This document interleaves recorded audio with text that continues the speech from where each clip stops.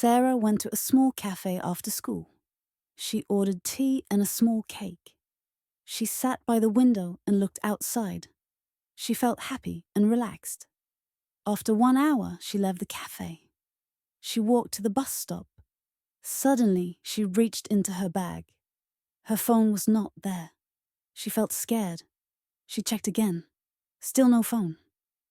"I must have left it at the cafe," she said. She ran back quickly. At the cafe, she looked under the table. She looked on the chair. No phone. She asked the worker at the counter, "Excuse me, did anyone find a phone?" The worker said, "No, sorry." Sarah felt sad. She walked outside. She saw a woman sitting near the door. The woman smiled and said, "Are you looking for a phone?" "Yes," Sarah said. "I found this near the window," the woman said. She gave the phone to Sarah. Sarah smiled. "Thank you so much." "You're welcome," the woman said. "Be careful next time."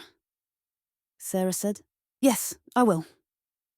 She walked away, holding her phone tight. She learned a lesson. Always check your things before you leave. Let's learn some new words from the story. Cafe, a small place to eat or drink. Wallet, a small case for money or cards. Stranger, a person you don't know. Forget, to not remember something.